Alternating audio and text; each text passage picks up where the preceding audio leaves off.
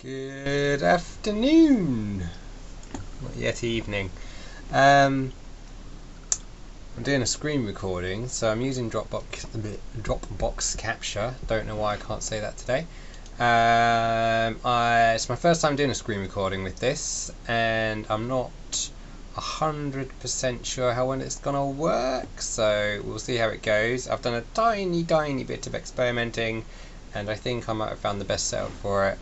What you're looking at is Maya. Hang on a second. Maya. So this is just a section of a scene that I'm currently working on. The scene is more or less done in the 3D construction phase. Basically going through sorting out UVs. You can't see, but I can't. Unfortunately, I can't show both screens at once in a format that would work in a video. But I also can't really do this particular job very easily with just one screen. So there's this screen, which is the one you can see, which is Maya, kind of just, you know, the 3D program with all the hello, I'm 3D. And then off to the side on my other screen, I have the UV editor for editing the UV space. If you're not familiar, then this stuff, the 3D stuff I'm whirling around, this is the, I guess, modeling area. So you know, get your blocks, your spheres and all that jazz, and build yourself something that has geometry with polygons or NURBS or whatever, and then the UV space is essentially the texturing space. So you kind of assign UVs to objects. Hang on a second, if I do this, this will actually So if I assign an existing material and I put on the UV checker, that's interesting.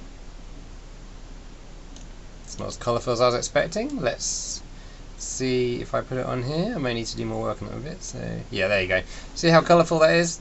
So this is a UV checker file, and you can see it's a mess, which means the UVs on this object are a mess. This is a grid, all of the stuff on here, and it should really be coming out as close to an undistorted grid, preferably with these numbers all the right way round, etc., as you can like. So what will happen is, as I create new UVs, because as I built this, it kind of had UVs come with it, and as I fix the UVs and make new UVs, this will look a lot better. And then if you imagine applying a texture in a program like Substance Painter to this 3D object, so say for instance this archway here is going to be made of stone. If I were to apply a stone texture with the current UVs, it would distort how this is distorting. The texture would look absolutely atrocious. But if you set this up so this looks pretty decent, then your stone texture is going to look decent. And obviously something like this it's very clear when something is not quite undistorted, but with texturing like natural materials, you can obviously get away with a lot more distortion in certain areas. And basically this kind of a checker allows you to really make decisions on where am I going to have the trade-off between distortion and efficient use of my UV space, because your UV space is limited, particularly depending on the environment that your objects are going into. So if it was a video game, for instance, your UV space would be significantly limited. If it was something like a big effects movie, then you'll have a lot more UV space to play around with. Yeah, you also going to be thinking about you know, what is the object I'm currently working on? How much is this actually going to be seen? Where is it in the scene? Is it deep off in the distance? Is it going to be something that's featured in a close-up? That's going to be affecting your decisions on whether, you know, do I want to give this more of the UV space, or do I want to have it a smaller object within the UV space? So if this, for instance, was very unimportant and it was a smaller object in the UV space, the squares that you can see that will be squares when the UV is fixed, they will be much bigger. Because it's taking up less UV space, and therefore there's going to be less detail assigned to it. Generally speaking, with an environment, unless something's a feature piece, you probably want to try and keep all of the UV squares similar sizes, because that way Obviously the environment itself is going to flow nicely, and you're going to have an equivalent level of detailing and stuff throughout.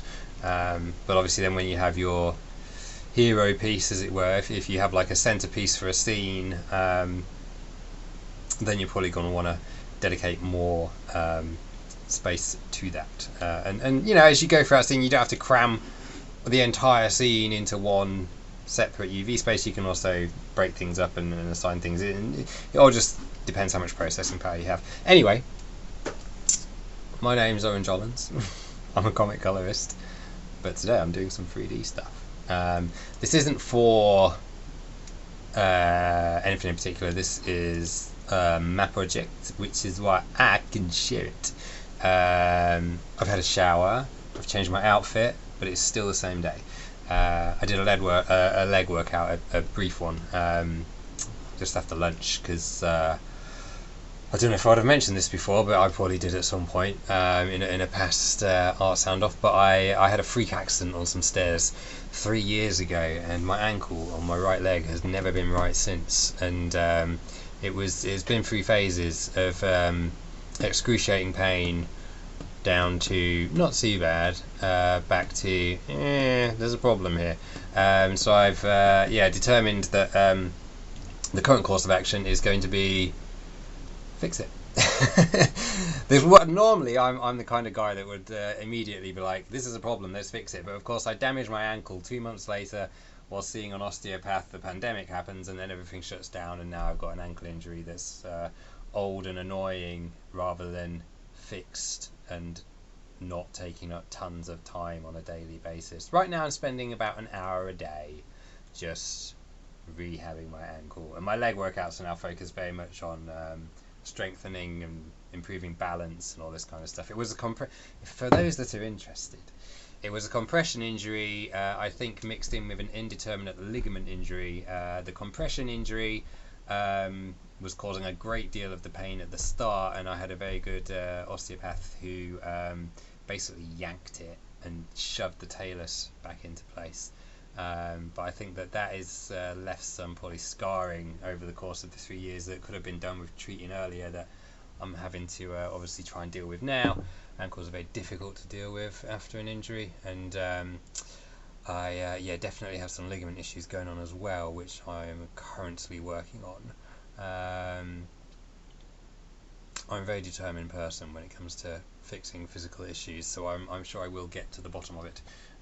But it's not really until you really have an ankle injury that you really focus on, feet, bottoms of legs. They're very important because they kind of stop you doing literally everything else if they're not working properly. They make everything else harder and everything, and so yeah, I've been struggling to do cardio this whole time because my leg don't work properly. But fingers crossed, we'll get there. Anyway, back to the artwork. This is Maya. So let's just. I don't know actually if I planned to say anything. I've gone off on a tangent now, and obviously now I've started this. I don't know if I was. I think I had something I was going to talk about. It might have been mental health, because Shadow Wintronics was chatting about mental health in his latest Art Soundoff post, and it is definitely something I think that affects people in comics quite a lot. I know that it was a big problem for my mental health a good few years ago, due to the sheer volume of work one has to get through in order to make any kind of a living in this business. It's a tricky. Oh, look, there you go. See, that's looking a lot better already, isn't it? So what I've done there is I have created some automatic UVs. I might not keep them though, because it is a little bit messy. Also, I do need to make sure there's no end-sided polygons on there first. So anyway, back to mental health. I've talked about this like before on Art Soundoff, so I'm not going to talk a great deal about it, unless some of the people that are never going to see this particularly want me to, in which case give me a shout. But it's a hard business. You have to do a great deal of work, particularly if you're living in the West, to make any kind of a living at it. And deadlines are often, particularly as you go down the line, basically the further down the line of production you are, generally speaking, the cruddier your deadlines will end up being, because other people may blow their deadlines for one reason or another on the way down, but the final deadline, the ultimate end, tends to be there for a reason. So people try and hold it to the deadline for whatever reason, generally printing.